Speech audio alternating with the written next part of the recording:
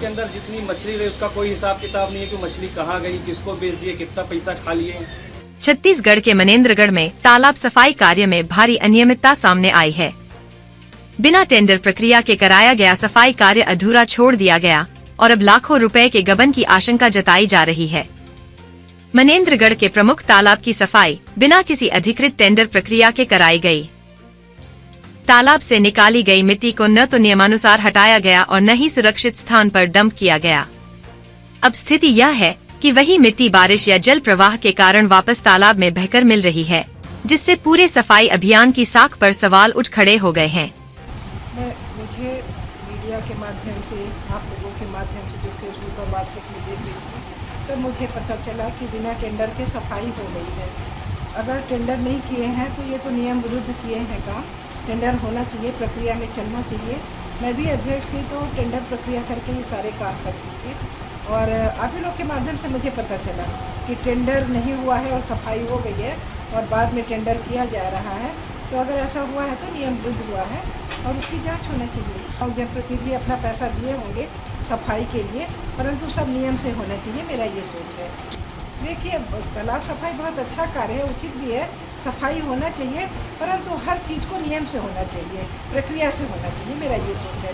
बाकी मैं स्वागत करती हूँ कि तालाब सफाई होना चाहिए और अच्छा हुआ है, परंतु हर चीज़ नियमों में चल के करना चाहिए।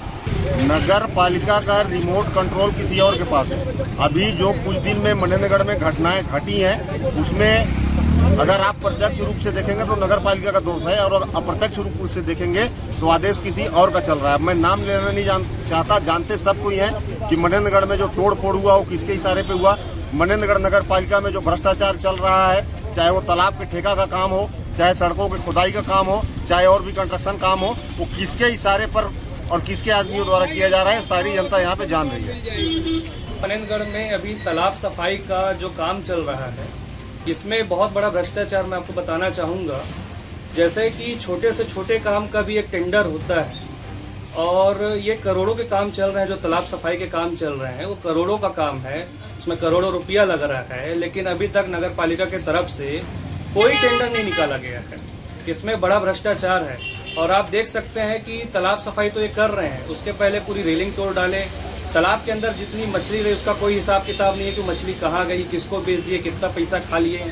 इसके अलावा गलत समय पे इन लोग काम चालू किए हैं। अभी बरसात आ गया है, आज 1 महीने से यहाँ पे काम लगा हुआ था नगर पालिका तालाब में, जोड़ा तालाब में जो काम लगा हुआ था, ये गलत समय में चालू करने की वजह से अभी बरसात आ गया है, फिर जो मलबा निकला था वो मलबा फिर उसी में चला गया है। इसका मतलब इसमें कोई अभी तक सफाई हुई ही नहीं है। 1 पैसे का मतलब इसमें अभी काम नहीं हुआ, लेकिन बिल बन के रेडी हो गया है। जो 1 महीना काम किए उसका अलग खर्चा, अभी फिर से ये लोग उसमें काम लगाएंगे, फिर उसमें बिल बनाएंगे, फिर उसमें भ्रष्टाचार करेंगे। मतलब एक काम के लिए 4 बार ये लोग भ्रष्टाचार करते हैं। हमने देखा कि सफाई आधी अधूरी थी, मिट्टी वहीं छोड़ दी गई और अब फिर से तालाब गंदा हो रहा है।